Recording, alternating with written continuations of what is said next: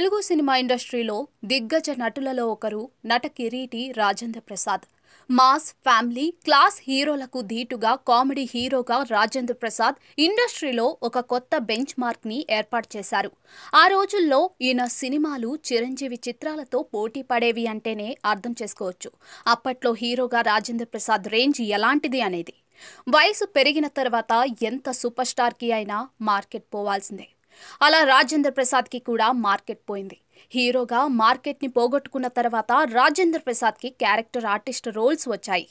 ఎన్నో అద్భుతమైన క్యారెక్టర్స్ చేస్తూ ఇప్పటికీ ఇండస్ట్రీలో మంచి డిమాండ్ ఉన్న నటుడిగా కొనసాగుతూనే ఉన్నారు. అయితే సాధారణ మనుషుల జీవితాల్లో ఎలాంటి కష్టాలు, సమస్యలైతే ఉంటాయో సెలబ్రిటీలకు కూడా అలాంటి కష్టాలే ఉంటాయి. రాజేంద్ర ప్రసాద్ జీవితంలో కూడా అలాంటి కష్టాలు ఉంటాయి. ఆయనకు ఒక కొడుకు, కూతురు ఉన్నారు. కూతురు పేరు గాయత్రి. ఆమె అంటే ఆయనకు పంచ ప్రాణాలు. చిన్నప్పటి నుండి ఎంతో అల్లారు ముద్దుగా పెంచుకున్నాడు. ప్రతి తండ్రికి తన కూతురు పెళ్లిని ఎంతో ఘనంగా చేయాలని కోరిక ఉంటుంది. రాజేంద్ర ప్రసాద్కి కూడా అలాంటి కోరికే ఉంది. కానీ గాయత్రి రాజేంద్ర ప్రసాద్కి తెలియకుండా ప్రేమ పెళ్లి చేసుకుంది.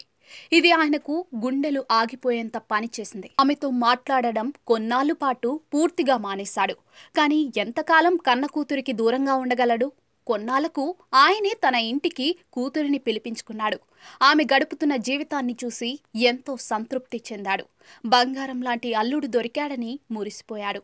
గాయత్రికి సాయి తేజస్విని అనే కూతురు పుట్టింది. ఈమె అంటే రాజేంద్ర ప్రసాద్కి ఎంతో ఇష్టం.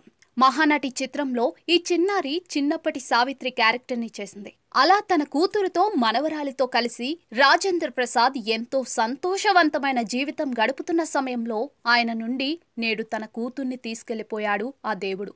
ఈరోజు తెల్లవారుజామున మనం ఆ చేదు వార్తతోనే రోజుని ప్రారంభించాల్సి వచ్చింది.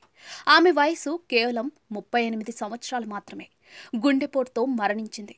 గ్యాస్ట్రిక్ ట్రబుల్తో ఇబ్బంది పడుతున్న ఆమెను కుటుంబ సభ్యులు హైదరాబాద్లోని ఏజీఎస్ హాస్పిటల్కి తరలిస్తూ ఉండగా ఆమెకు తీవ్రమైన గుండెపోటు వచ్చింది. హాస్పిటల్కి తీసుకెళ్లిన తర్వాత ఆమె చనిపోయిందని డాక్టర్లు నిర్ధారించారు. ఇంత చిన్న వయసులో ఆమెకి ఇలా జరగడం శోచనీయమని, ఆమె ఆత్మకు శాంతి చేకూరాలని, రాజేంద్ర ప్రసాద్కి, ఆయన కుటుంబానికి ధైర్యాన్ని ప్రసాదించాలని సోషల్ మీడియాలో అభిమానులు ప్రార్థన చేస్తున్నారు.